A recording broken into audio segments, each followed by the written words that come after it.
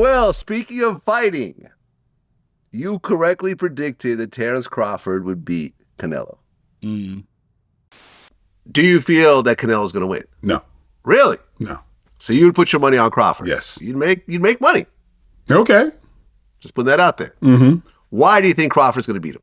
Because Crawford could find people to fight like Canelo, who is amazing. Canelo has he's, oh my God, like he evolved. I saw how he evolved defensively and everything. I just don't think he's as fast as Crawford. And I think Crawford is just a little step ahead as far as movement is concerned. And so I think it's going to be Mayweather Canelo Part 2. That's what I think. I don't think that was a stretch at all. Well, here's the thing, right? I mean, according to the odds, at the beginning, betonline.ag, the opening odds were Canelo was -150, Terence was +120. But as we got to right before the fight, Canelo moved down to -180, and Crawford went up to 139, meaning that Canelo became more and more of a favorite, and Crawford became more and more of a long shot. Okay, yeah. But once that fight started, let me tell you, Canelo definitely won that fight. Said no one ever. That's just coming with the laugh tracks on it. And man, those judges that had the judge who had him winning by 2 rounds. Well, he had Canelo winning by 2 rounds? No, had Crawford winning by only 2 rounds. Huh? No, which is insane. He won pretty much every round. Yeah. So I'm like, what the hell was up with that? I mean, that was just. I mean, it was what I thought it was going to be. There's a traditional way of fighting that with the fundamentals and everything else that Canelo has. But is that off time that basically I call jazz fusion? You can't ready for yourself for that. You got to have somebody else that has that. And it's just the math ain't mathing, basically with that.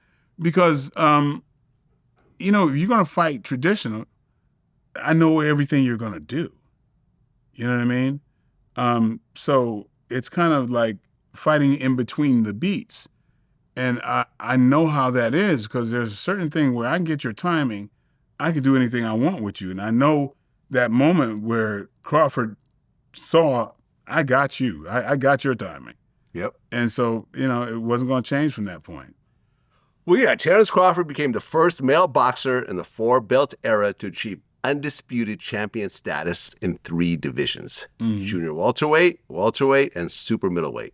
He went up in weight to fight Canelo, which is why I think a lot of people thought that he wouldn't pull it off. Right. Canelo was bigger, stockier, and we've talked about this. It's just being denser and bigger, that gives you a natural advantage. Yeah. But Crawford just did his thing in that ring. Well, when you get hit by the punch that you don't see coming, that kind of makes up for things. Oh, yeah. But again, we're dealing with weights that are similar, though. Yeah. Yeah. So it's and Crawford's balance, all that type of stuff, kind of goes in his favor. Just like with Floyd Mayweather, can retreat and have you walk into something. So that's basically magnifying the power, due to your movement. So, Crawford does that same thing, but he's just steps ahead. He's having fun at that point, Yeah, I mean, it was such a clear victory. Canelo basically, when he was doing like the post-fight conference, said, I have a lot of respect for him. A lot of respect for him. He said he was I couldn't figure out a style. Yeah, I have a lot of respect for Canelo for that, because he could have said any delusional thing he wanted to, and his audience would have been right behind him. That's right. So basically, Viva Mexico! He was like John McClane. Yeah. Is it McClane? John McCain telling that woman, no, Obama's a good man. He's not a Muslim. You know what I mean? Yeah. He could have went along with that groundswell, but Canelo said no. He didn't give any excuses. Yeah, he said he lost. So that is a man. That's that is so, I so respect that, because, you know, his audience would have been like, just give us an excuse. Yeah. And, you know, say, you know, he could have said my leg hurt or whatever, and people would have jumped on that. Yeah. You know, but, you know, he didn't. He said he just couldn't figure him out. Yeah. Didn't Crawford give him his belts back? Well, no, he had the belts as presentation. Huh. So this is honor among men.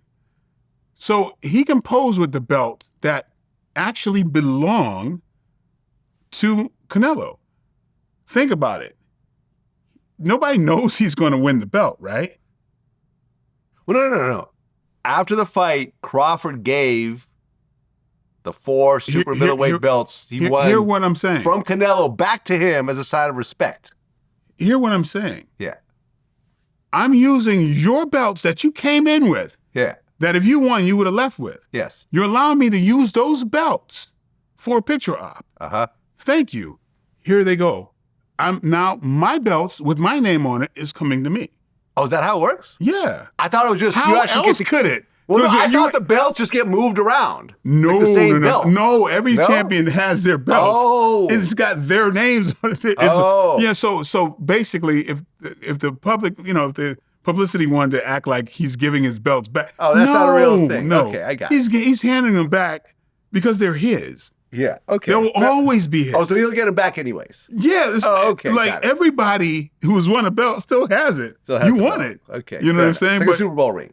Yeah, exactly. You don't get you don't give it back. But Yeah, you don't get last year's Super Bowl winners their rings, and you know they have to hand them over. Okay, I get it. I didn't know how it worked. Just like when Conor McGregor, you know, was a double champion, Tyron Woodley loaned him his belt so he can have 2 belts for the picture op. He gave it back to him. Okay. You know what I mean? But that's how it works.